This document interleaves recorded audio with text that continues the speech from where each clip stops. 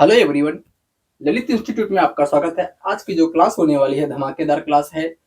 इसमें आज हम क्या पढ़ेंगे, बंगाल शैली के एक कला समीक्षक हैं जो बहुत ही प्रसिद्ध रहते हैं, जिनका नाम आनंद कुमार स्वामी है और इन्हें हम आनंद केंटिस कुमार स्वामी के नाम से भी जानते हैं। कला समीक्षक, कला इतिहासकार रहते हैं बंगाल शैली के, जो कला के क्षेत्र में इन्होंने बहुत योगदान दिया है, खासकर बंगाल शैली के लिए। तो उन्हीं के बारे में पढ़ेंगे, क्या बुक्स रहती हैं, क्या इनका कला के क्षेत्र में योगदान रहता है, वो सारी चीजें हम पढ़ेंगे। चलिए देखते हैं क्या चीजें रहती हैं।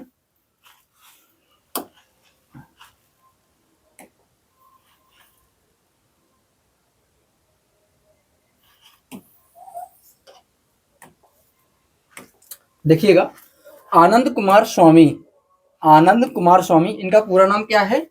इनका पूरा नाम जो है आनंद केंटिस कुमार स्वामी है। इन्हें हम शॉर्ट फॉर्म में ए के स्वामी भी पढ़ते हैं, आनंद कुमार स्वामी भी पढ़ते हैं, लेकिन इनका पूरा जो नाम रहता है आनंद केंटिस कुमार स्वामी रहता है।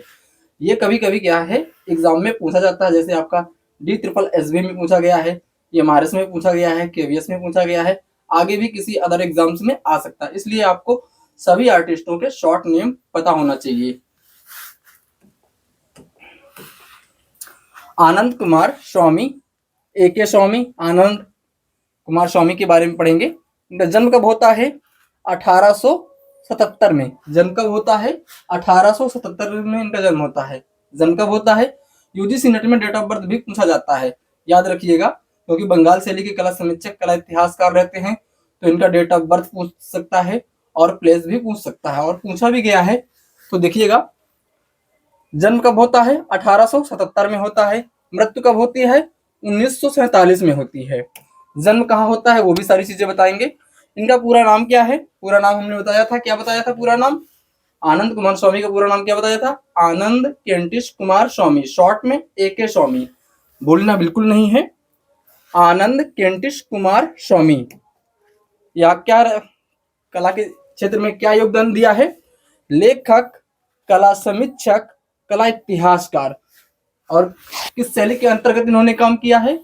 ये सारी चीजें जो है बंगाल शैली के अंतर्गत काम किया है, बंगाल शैली का प्रचार प्रसार किया है इन्होंने, जो है ये सारी चीजें रहती हैं इनके बारे में।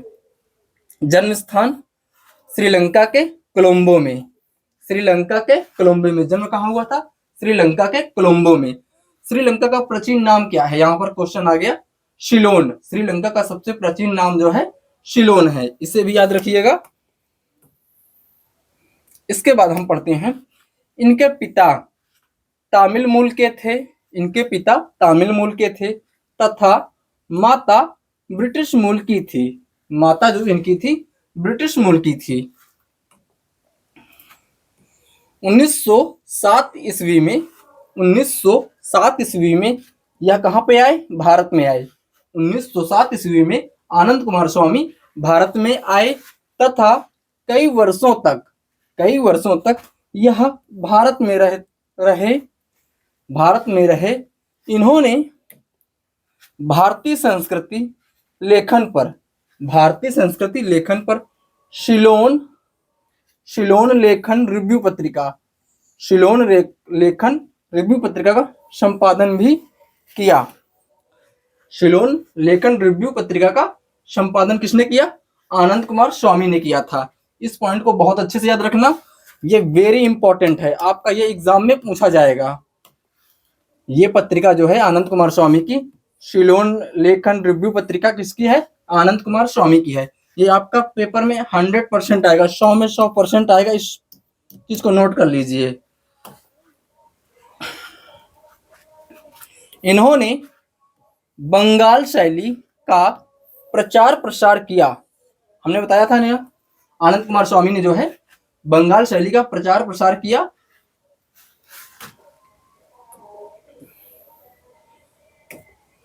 इन्होंने सन 1917 ईस्वी में बोस्टन संग्रहालय में भारतीय फारसी और मुस्लिम कला के अनुसंधानकर्ता व क्यूरेटर अध्यक्ष भी नियुक्त हुए थे। ये पॉइंट भी आपका बहुत इंपॉर्टेंट है, पेपर में आया हुआ है और आगे भी आ सकता है। इन्होंने मतलब आनंद कुमार स्वामी ने कुल कितने ग्रंथ लिखे थे? 60 ग्रंथ लिखे थे। आनंद कुमार स्वामी ने जो है 60 ग्रंथों की रचना की थी। अब इसके बाद और देख लेते हैं कौन कौन से इंपॉर्टेंट पॉइंट हैं। शॉर्ट फॉर्म में भी आपको समझा देते हैं। सारी चीजें बिल्कुल रटी होनी चाहिए, आपको पढ़ने की आवश्यकता नहीं, हम खुद रटा देंगे आपको जो है। देखिएगा, यहीं पर देखिएगा, आनंद कुमार स्वामी का पूरा नाम क्या है? आनंद केंटिस कुमार स्वामी है। क्या रहते हैं? लेखक, कला समीक्षक, कला इतिहासकार हैं। जन्म कहाँ होता है? श्रीलंका के कोलंबो में होता है। श्रीलंका का प्राचीन नाम क्या है? सिलोन है। सिलोन है प्राचीन नाम, सिलोन है। इसके बाद जो है ये पॉइंट को छोड़ देते हैं, इसका कोई मतलब नहीं है। इसके बाद हम देखते हैं आनंद कुमार स्वामी भारत कब आए थे। आनंद कुमार स्वामी जो है 1907 ईस्वी में भारत आए थे। इसके बाद भारतीय संस्कृति लेखन पर इन्होंने कौन सी पत्रिका लिखी थी? तो सिलोन लेखन रिव्यू पत्रिका का संपादन किसने किया? आनंद कुमार स्वामी ने किया था। यह पॉइंट बहुत इंपॉर्टेंट है। इसके बाद आनंद कुमार स्वामी ने बंगाल शैली का प्रचार प्रसार किया था। उसके बाद हम देखते हैं आनंद कुमार स्वामी ने ही 1917 ईस्वी में बोस्टन संग्रहालय में भारतीय, फारसी और मुस्लिम कला के अनुसंधानकर्ता व क्यूरेटर अध्यक्ष भी नियुक्त हुए थे। ये पॉइंट बहुत इंपॉर्टेंट है और पेपर में आपका आया हुआ है। फिर इसके बाद आनंद कुमार स्वामी ने 60 ग्रंथों की कुल रचना की थी। ये पॉइंट भी कभी पूछ सकता है। यही आपसे पूछ लें कि अवनींद्रनाथ टैगोर ने कितने ग्रंथों की रचना की थी? तो 20 ग्रंथों की रचना की थी। यही आपसे पूछ लें असित कुमार हल्दर ने कितने ग्रंथों की रचना की थी? तो उन्होंने जो है 40 ग्रंथों की रचना की थी। ठीक है। यही पूछ लें आपसे कि अरस्तु ने कितने ग्रंथों की रचना की थी? तो 6 ग्रंथों की रचना की थी। यही आपसे पूछ लें क्रोचे ने कितने ग्रंथों की रचना की थी? क्रोचे ने जो है 24 ग्रंथों की रचना की थी। यही आपसे पूछ लें कि निकोलस रोरिक ने कितने ग्रंथों की रचना की थी? तो निकोलस रोरिक ने जो है 27 ग्रंथों की रचना की थी। यह पॉइंट जरूर नोट करिएगा, कभी ना कभी आपको एग्जाम में देखने को मिलेगा। याद रखिएगा इन सब चीजों को। इसके बाद देखते हैं इनकी प्रमुख पुस्तकें कौन कौन सी रहती हैं। कला और स्वदेशी।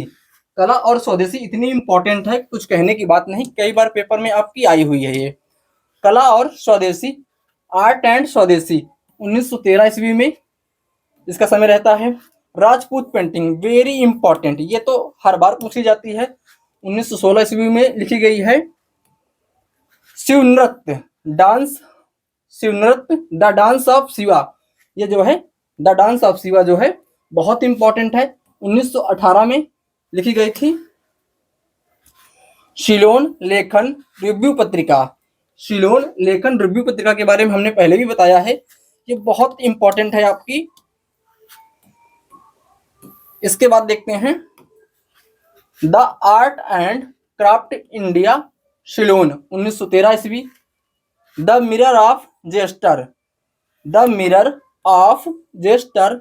राष्ट्रीय आदर्शवाद का दर्शन, myths and legends of Hindus and Buddhist. The introduction to Indian art, medieval Sinhalese art 1908 ईस्वी। The transfiguration of nature 1934 ईस्वी। The transformation nature in art, the virgin of Buddha image, Buddha की छवि की उत्पत्ति।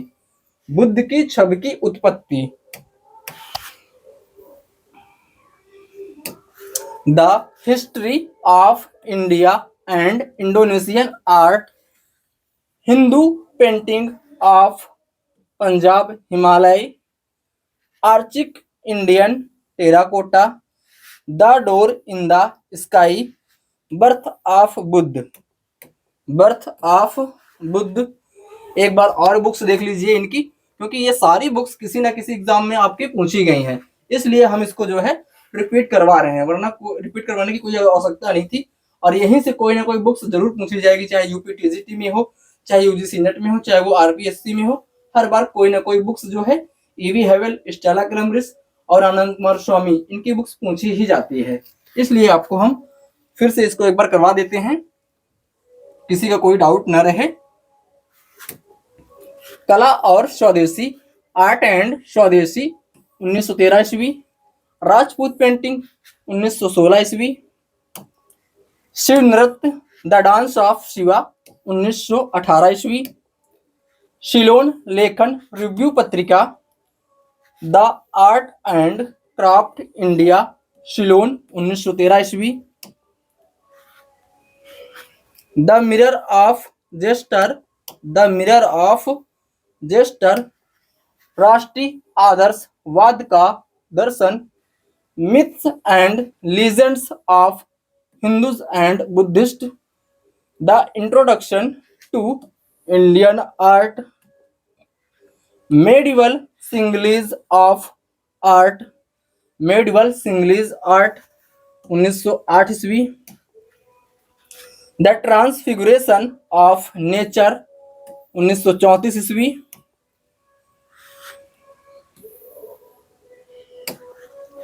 The transformation nature in art, the virgin of Buddha image, Buddha की छवि की उत्पत्ति, the history of India and Indonesian art, Hindu painting of Punjab Himalaya, archaic Indian terracotta, the door in the sky, birth of Buddha. ये इनकी बुक्स थी, अच्छे से इसको रीड करिएगा।